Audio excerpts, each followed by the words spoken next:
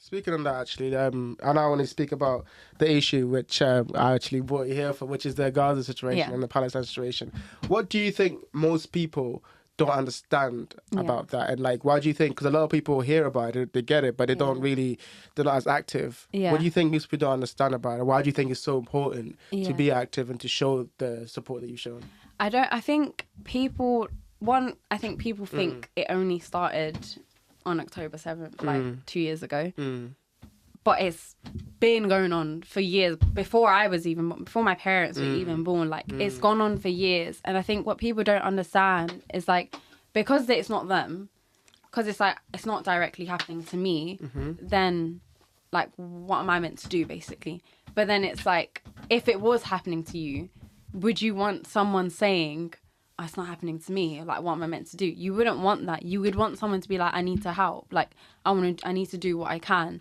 Like, and that's what I think people aren't understanding. Like, they think it's just another thing that's like, oh, it happens to everyone. Like, there's not going to be any change. Like, there's no point in, like, doing anything. Like, even if I boycott Starbucks, nothing's going to happen because they're a really big business and I'm just one person. But what people forget to understand is that if, like, yeah, you're one person, but if this other person's doing it and a whole community is doing it, or a lot more people are doing it, it's not just one person anymore. Exactly. It takes, like, more individuals to, like, it be like a group thing, like a collective thing.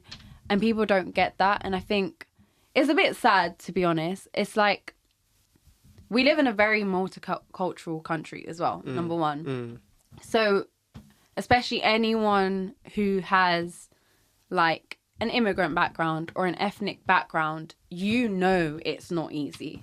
Like, whether or not you've grew up in the UK, you know it's not easy. And you know what your parents have probably been through. So you know how it feels to somewhat be targeted. And that's exactly what's happening. People don't understand that. They're like, literally, if it's not me, then what can I do? And people aren't talking about it enough, or people are scared to talk about it because they're like, they don't want to say the wrong thing. But I think when it comes to a situation where it's like deaths and like it's a life or death situation, there isn't a right or wrong answer. I think there's a clear answer. And it's like, as a person, I think we're all human and we all need to be supportive, because at the end of the day, if it was you, you would want someone behind you. But I don't know, I feel like people are just, but that people don't want to know as well. Like, people don't want to, like, educate themselves. I always think about this too. It's like, I think, like, the ignorance and like apathy, those are like the worst things when it comes to social change. Because most people don't want to know, like you were saying. And the fact that because they don't want to know, they feel apathetic. Like, they don't feel the connection and the empathy for the people that are going through it. You know, it's from a screen, so they kind of like project that thing out of themselves. But like you said, we're all human beings. You know, it's like one person, that's happening to you. In a sense, because that, you know, there's this idea of like the human collective unconscious. Like, if that's out there and if you don't do anything about that, you know, that's going to permeate. That's the humankind that you're creating. You know. And for me, it's like, okay, I live in the UK. I would say I'm privileged to be able to have what I have every single day. But obviously, I do have a Yemeni background. Like, I'm half Yemeni, I'm half African. And Yemen is also a struggling country because they've been made a struggling country by, like, Saudi. So it's like, yeah, cool, I'm not Palestinian, I'm not from Gaza. But, like, I know what my country's experience or what they are experiencing. And I know the pain and the suffering and everything is the same as what the people in Gaza are experiencing as well. So it's like, for me as well, it's like, yeah, cool, I'm not there and it's not happening to me, but, like, it's happened to my people. And, like, if I was back, I'm lucky to be here, but if I was back there, I would want to know that the world's got my back, or, like, people have my back, especially when it's going on to the extent that it's going on. Like, that's why it's like, for me, I'm like, anyone that says like, they don't understand why they need to boycott or anything, it's like, okay, cool, if you're not educated, then I get it, cool, I get that. But if you're just ignorant and you're just like, but there's no point, like, there's not going to be any change, it's not a big issue, you're not going to see an immediate change. It has to be gradual, and it starts with people, because we know like, the government and everything, it's not that easy like with them. So it has to start from like the people. Yeah. And every little, literally, not to sound like Tesco, but every little helps. It does. Every little helps. You should take that slogan from Tesco. Literally. No. Don't sue me. Yeah. But yeah. But no, you're 100% right. And I often think about this too, because like even when I like study like civil rights and I look at like how they did it, you know, like we were speaking about before we started, like they had so much like you know, action and activism back then. We don't. We just kind of let things happen. I think people today, our generation today, are just too selfish. Yeah. And they're way too selfish and arrogant. I think people are motivated mainly by like their greed. And it's just sad. They see what other people have. They see what other people have and they want that. Yeah. They don't like care if, as well, people don't care if they get somewhere by allowing someone else to suffer. And it's like, for me, it's like, that's blood money. Yeah. Like, that's blood money. Obviously, I used to work at Harrods, and it's there was one time, there was like a client, and he came in, and then afterwards we saw that he was actually, it was a big client. He was directly working with like Israel, basically. And it would have been my commission, but I gave the sale away. But like, if I got that commission from it, that basically would have been blood money. Like they would have, that money is not like blessed or anything like that. But people don't, not everyone thinks like that. A lot of people don't think like that. They're like, okay, I have it at the end of the day. And see, like, the fascinating thing is someone's going to hear that and then immediately reject that message because they'll feel like we're talking about them. Yeah. And the crazy thing is, like, we're not even talking about you. We're talking about the thing that happens. Yeah. But they're so unaware of themselves or unaware of what they can do. They take offense straight away. Before, like, actually thinking, oh, maybe, why is she saying that? Yeah. Let me listen to the explanation first before I just jump down the throat and be like, you're this. You're this, like, you can't do that. Like, yes, sometimes it's not easy to hear what you don't want to hear, or you don't, like, it's not easy to hear that you're being called out. Yeah. But if it resonates with you, the truth hurts. Then you need to take a step back and, like, reflect.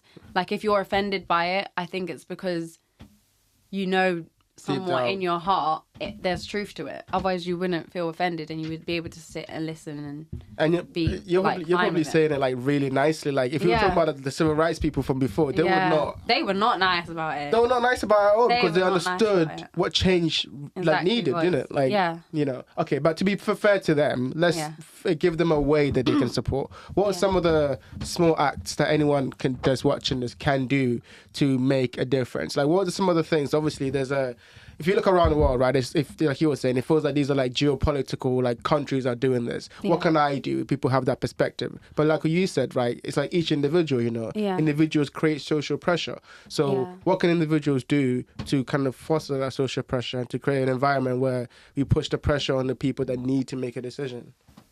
I would say just educate yourself. Like it doesn't, like you don't have to go and like do something physical straight away or something drastic straight away. Just educating yourself is enough first to just be like, okay, cool, let me take a step back and let me do what I can. Like you don't have to, I'm not saying hands down, like go protest every single day, like and like anyone that doesn't agree, like no, I'm not saying that. I'm just like, educate yourself first. So that you can actually understand what it is that people are talking about it. Because I do think people aren't educating themselves. It's like they've seen it on social media and they're like, oh, okay. And then they see the count of you and they're like, oh, okay. It's just like, what is it then? Yeah. But you're not going, like, you need to, I think, educate yourself first before you can go and do anything. And then if you want, you can like protest or you could donate or you can boycott. I know it's not easy to boycott, especially when it's a lot of things as well. Like it's really hard. But the things like, for example, like McDonald's, I think you can live without McDonald's or Starbucks. There's multiple like small business. I'm a big small business supporter. Same. Small business coffee shops or, you know, like fast food. You can do the little things. Just by like boycotting a brand or like anything, things that you can live without. Do that. Like that's small. It's not. It doesn't have to be like.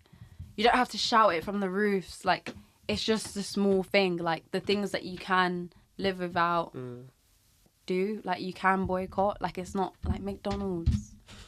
It's not it's that not even nice. good for you. It's not even good It's for not you. even It's good not even for good for you. you. We're trying to help you. We're trying to help you 'cause it's not good. It's so unhealthy. I remember back when, like, years ago, I've not had McDonald's in, like, I think, like 2 years, maybe more. Yeah.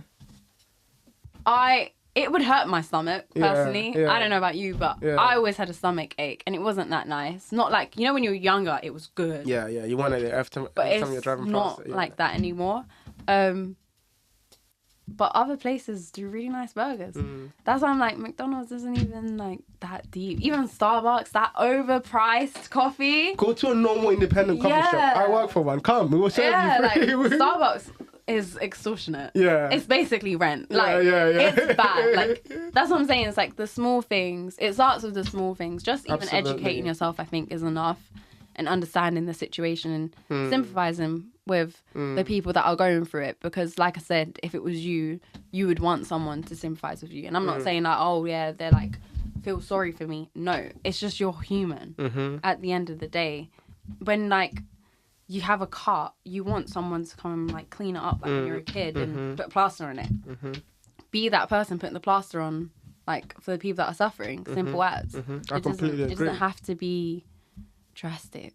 I completely agree. You don't have to be radical as well. I'm not radical. You don't have to be radical as well, but, you know. Yeah, no, I completely agree. I think it's like, especially when it comes to issues like this, like the issues that we think are too big, it's like small little steps, you know, small little like actions from each individual after a while. And even for your own soul, you know, like, even for your soul, like you're a human being living on this earth, like you're going to have like at a certain point, you're going to be responsible for the earth that's here. Your children are going to come into this earth and you're going to be like, Mom, what did you do? And you don't want to bring your kids into a world where you've been ignorant. Yeah, literally.